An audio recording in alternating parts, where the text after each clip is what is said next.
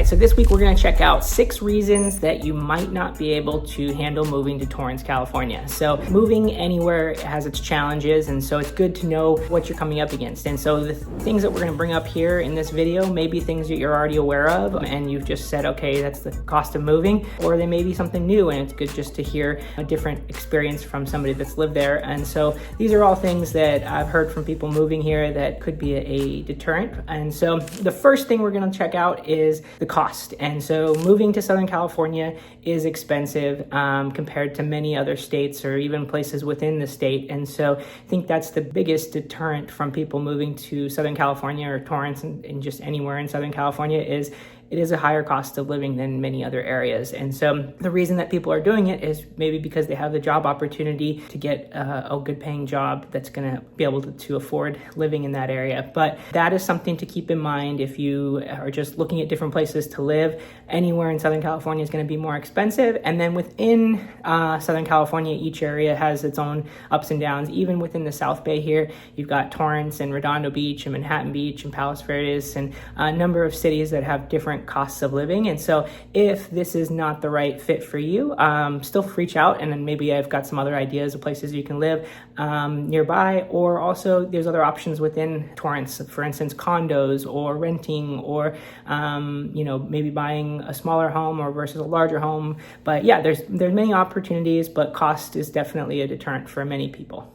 And the next thing to be aware of when moving to Torrance, number 2 is just the traffic. And, that's Southern California in general. You've got 405 and the 110. They're very busy and stopped up. And I'm always frustrated when I see Saturday morning, if I wanted to go to downtown and there's no traffic, it could maybe take me 20 minutes. And then on a weekday, it might take me an hour and 20. So depending on if you need to commute into work, into downtown or something, that could be a problem. But also within Torrance, you also have traffic depending on where you're living that could take a little bit longer. For instance, if you're more on the south or west Torrance side of the city, it might be more difficult just to get to the freeway before you even get on the freeway.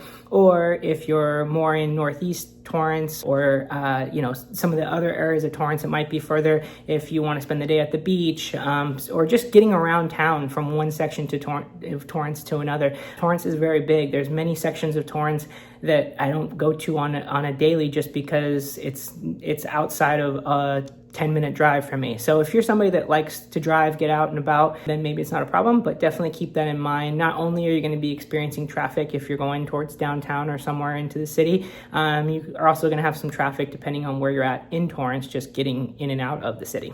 Are you thinking of moving to the South Bay? Then you're going to want our relocation guide. So click the link in the description to download that for free, and you'll have everything you need to know before moving here.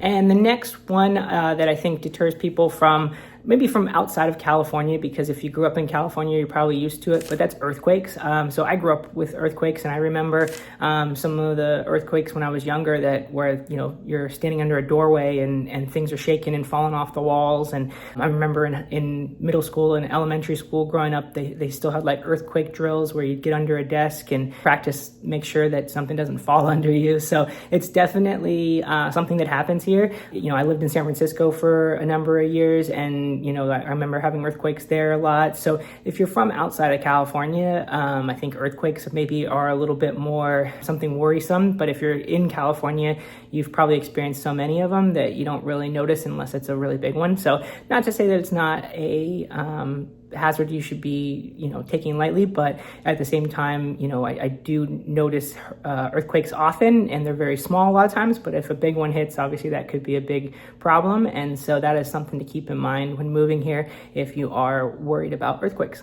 And the next reason you might not want to move to Torrance is just the air quality. And I don't think it's necessarily an always bad air quality thing, but recently in the last number of years, I've noticed the fires in Southern California have really, made a noticeable difference in the air quality at times. So, earlier this year, there were some fires in LA that for days at a time, we saw ash raining down on cars, even down in Torrance, very far from the fires. So you do have that air quality to be alert on. And I have the app where it tells you the air quality in that day, because because I'll go for runs and I always want to make sure that the air quality is not at too high of a level. And so I always check the app just to be sure that that's not going to be a problem. All right, and the next con or reason that you may not want to move to Torrance is just a lack of transportation, public transportation. I know there are buses, like the city transport bus and stuff, so there are options, but it's not as good as I know there are other opportunities in other cities out there. So it's just something to keep in mind if you're somebody that doesn't have a car or you rely on public transportation, just to make sure that it does get you the places that you need to be going. So that's something that I think could have more opportunities, but you do also have the beach bike paths that'll take you. You can ride your bike from Torrance all the way up to Santa Monica. There is the buses that'll go in different beach cities. There's the buses that take you through Torrance. So there are options. I just know that, big cities have the BART and the Muni and all the different public transportation systems. So if that's something you need, just be alert and check if the buses take you to the spots that you need to go. Hey guys, so as much as I love making these videos, what I really like even more is helping families move here. So if you are thinking of moving to the area, I would love to help you get started in your search. And my contact info is on the screen or down in the description down below. Feel free to reach out anytime, call, text, or email. Remember, it's never too early to get started in your home search.